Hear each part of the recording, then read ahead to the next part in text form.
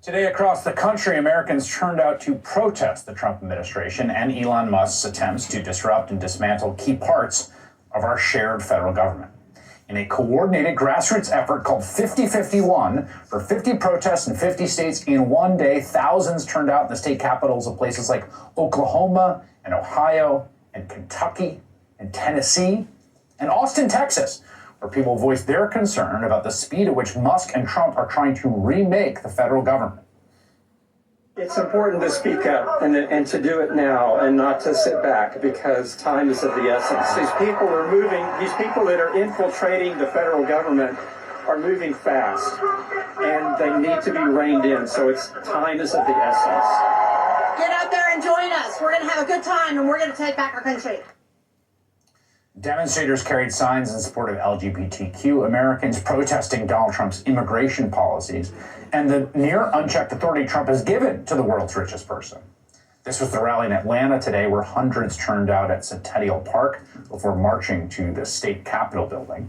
In Arkansas, demonstrators turned out in the state capital of Little Rock protesting Trump and Musk, with dozens more rallying in Tampa and Florida taking issue with Trump and his promised immigration crackdown.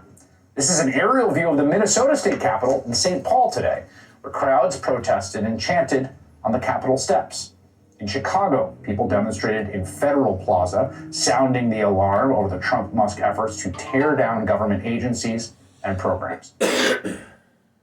This protest brought together federal workers with the people their programs help, like this Lutheran pastor, who's concerned about federal funding cuts and what they'll do to people with disabilities.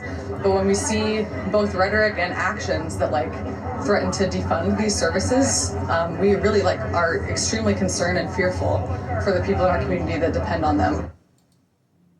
Keep in mind, Elon Musk threatened to turn off funding for Lutheran services. Back in D.C., there were more protests today on Capitol Hill in support of the U.S. Agency for International Development. Big crowds continue to show up and protest there. Also in D.C. today, lawmakers and union organizers rallied outside the Department of Labor, where federal employees are working to prevent Musk's people from accessing sensitive files. The president of the AFL-CIO laid out the stakes. Yesterday, it was our Treasury Department when he gave a bunch of 20-year-olds access to your Social Security payments.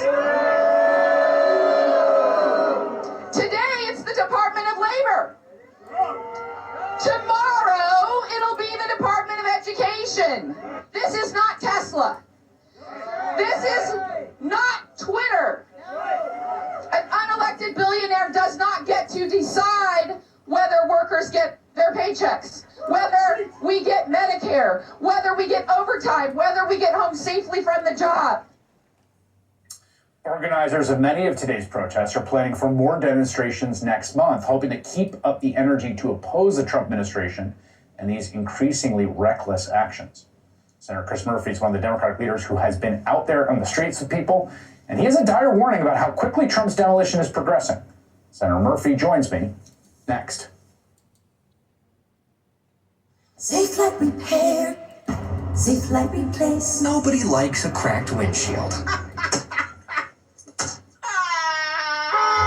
But at least you can go to SafeLight.com and schedule a fix in minutes. Can confirm. Very easy. SafeLight can come to you.